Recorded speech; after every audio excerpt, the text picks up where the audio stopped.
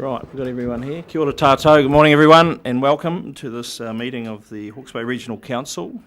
And I'd welcome, to staff and members of the public. Good to see you all here, and I'll ask Peter Bevan to take us through the prayer, please. O God, our Creator, bless us as we gather today for this meeting. Guide our minds and hearts so that we will work for the good of our community and help all your people. Teach us to be generous in our outlook, courageous in face of difficulty, and wise in our decisions. We ask this grace through Christ our Lord. Amen. Thank you. Right, apologies. Let's do a quick head count here. I think we're all here. Apologies. Notices today.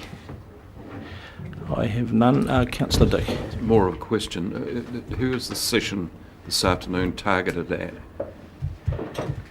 On the six the big six priorities. Yeah. It's targeted. It's open to the public. There's been a public notice. Okay. Public notices advertised, and also notification of this sent out to about 600 email addresses on our contacts database. I see. So we could have up to 600 here. We could have up to 600. Between 0 and we'll double the order of scones. There'll be at least one here, I've been told. So I'm just on that matter. I'll be here for the whole time. If people can stay, that's great. But if you've got other things to do, there'll be plenty of other opportunity to engage with different folks. So I'm happy to. I'll be certainly here. Okay. No other notices. Conflict of interest declarations for this meeting. None. Thank you. Confirmation of the minutes. And here's a copy, we would hope. Minutes of the meeting of the 27th of August. Just quickly go through for accuracy, starting with page 2, page 3, page 4, 5, 6, excuse me, page 7, page 8, 9, 10, 11, 12, 13, 14, 15, 16, page 17, page 18, 19, 20. They are a true and accurate record. Would someone please move us in that direction? Thank you, Councillor Scott. We have a seconder. If everyone looks up, there we go, Councillor Pipe. I'll put that motion. All those in favour, please say aye. Contrary, no. Carried. Any matters arising from those minutes?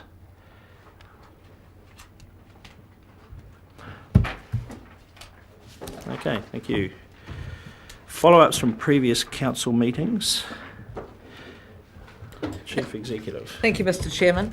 Agenda item, or number 1, notices around proposed field trip dates tabled. I understand invitations or meeting requests have been sent to you all via the council diary, so that's in hand. The second item, the report from the Māori Committee, their last meeting vis-a-vis a proposal for the chairman to be ex officio on all council committees. As I've stated in that comment there, Council Chairman is in discussions with Mr Mohi on this proposal, and I'm not aware that there's been any final determination on that. The No. copy... Is that a no? Let us keep Mr. negotiating. Chairman, it came about from Councillor Barker asking for the ex officio for the Regional Planning Committee, not the other committees. That was... No, correct, it was all committees. All I thought. committees. Yeah. Oh, sorry. It'll be over the lot. And the reason I was reluctant to say yes, yes for the Regional Planning Committee, but for the others, I was trying to spread the workload for the Environment Committee and the Strategic Planning Committee, and that's why I was encouraging my other members to be part of that. So that was my reason for being... not wanting to have, what's the word? Reticent. Marital affairs Reticent. spread. Oh, whatever it is. Just in relation to that, a question from me then. Ex officio with the Joint Planning Committee, that would be a decision we would make at the Joint Planning Committee? Yes, it would have to be Okay. done through that committee. So that's progress. Okay, thank you. The third item, there's a copy of the Lagoima request, or the response to the Lagoima requests that have been received around the council's leaky building. That's there for your information. The fourth one, an update on the balance of funds available in the Open Spaces Fund. Mr. Adey presented that to you at the workshop last week. And the opportunity was there to ask questions. The invitation has been extended to the Office of Treaty Settlement to provide an overview of the Marine and Coastal Area Act. That's yet to be confirmed. You'll recall that the next Regional Planning Committee in October is now to be a workshop, so I think it would be preferable if this particular presentation was in a public meeting, and so we'll be targeting the following Regional Planning Committee, which is in December, for that update. There's been a report requested on the list of, and quote, normal work, I guess business as usual, work that's been deferred or cancelled due to the workload on the RWSS, and there's 3 of us down to do that, but we have not yet completed that. In the annual report, there was an explanation requested of what the $50,000 of operations group profit is retained for. I wasn't at the September corporate and strategic meeting, but I understand Graham Hanson and Paul Atkins gave you an explanation of that, so I'm assuming that met that request. Jenny Brown, who's a staff member here, will present to the next corporate and strategic meeting in November on the Callaghan Research and Development Fund, including what the criteria are for applications and how the processes are done. There was a updated register of members, register of interest of members has now been published on the website following some amendments made to that. And finally, whitebait stands, some explanation about what the money that Regional Council charges to people for stands get used for, and some explanations around the weed clearing timing. The press release is attached on an unnumbered page on the agenda, but just a couple over from this particular page, explaining that. So if you've got any questions on that, Mr. Adey's here for that. Yes, if I could raise it through you, Chair, to Mike. A helpful explanation, but it doesn't really address the issue that's been raised with us, and there was a letter to the paper by coincidence at the same time raising exactly the same problem. And I understand this is an ongoing issue because there are 8 weed boating trips that are done each year. So that's every 6 weeks or thereabouts. Can I suggest that for the area that's, let's say, a kilometre or so up from the whitebait stands that are affected by this, that we go through and do a weed boat 2 weeks before the season starts? So the season starts 15th of August every year, and then there'll be one further disruption during the 3 months of the season, and that might minimise people's concerns that are being which have given a rise to this problem at the beginning of the season. Happy to discuss that. Yeah, just in terms of clarification, weed boat frequency, that is the case for the Clive River. Clive River is weed boated, I think, 3 times a year, with one prior to the whitebait season and one in December immediately following it. The Karamu further upstream has a greater number of weed boats frequency. So I'm happy to discuss that with you and show you the sort of exact contract timing that we've set out for that weed boating, and that might satisfy what you're. Okay, look, I'm happy with that. We'll have a look at it. Okay. Thank you. Councillor Hewitt. Just back to number 9 and the register of members' interests. Liz, can you please tell me is this a requirement of members' interests or pecuniary interests, and what's the difference and how are we covering that off for members of the public's satisfaction? I probably need some some reference in front of me, but it is to the best of my recollection, It's a register of interests where you have an ownership of a property or share of a property that's greater than, I think it's 11% is a shareholding, and also a list of non-pecuniary interests are not required to be.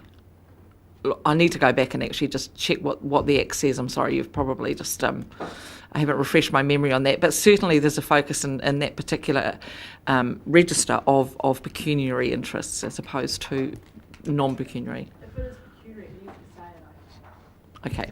Or not. I mean, it's just a bit of confusion. Sorry, just to add, the pecuniary interests are noted by the ownership word in there, the ownership of property, etc. The non-pecuniary, it's if you are more than a general member of a group. So if you're the chairman or the spokesperson or something like that, and it's a community group, say, then that should be on the register. It's not that it has to be a conflict, it's just a transparent way of showing what your interests are in as a matter of being more than what the general public would have an interest in anything. All right? Thank you. On that matter, Councillor Graham. the risk of being frivolous, I wonder if Councillor Bevan has noted in the register that he's a white baiter, and they seem to be very well represented here since he has arrived. I've got an interest because he's given me some white bait. And Now that's a pecuniary. but it depends on success, I think, Councillor Graham. He's not a particularly successful white baiter. No, so that's right. And I'm not the owner. And I'm not the owner of a stand either. No. Okay, back to the report. Any other questions following up, Councillor Belford? It's just number 6. Is there any estimated time of completion? No, sorry. I actually realised when I was talking to that, I thought we probably should have put a date in for that. We'll report that back to the November Corporate and Strategic meeting. One other thing from me, Chair, and it seems to have fallen off the list, and I think it was at the Corporate and Strategic meeting that I asked if we could have a list of all of the appointments that this council has made of its members. That will come back to corporate and strategic. Okay. Yeah. Okay. An action item for that committee. Any other questions? Someone happy to move? No, we need to move. Need to move and move Councillor Bevan, seconded Councillor Scott. Wish to speak? Further discussion? I'll put the motion. All those in favour, please say aye. Contrary, no. Carried. Thank you. Minor items. Shoot. Page 93 of your agenda. Well, don't literally shoot, Councillor Graham, but fire away. I'd like a discussion on the issue that Councillor Hewitt raised at a previous meeting about us having meetings, perhaps not statutory meetings, but certainly general meetings in places such as Waipakarau and Wairoa, Okay. in the regions. Okay. Show our face in the regions. Great idea. Minor items, Councillor Belford. H brick. H brick.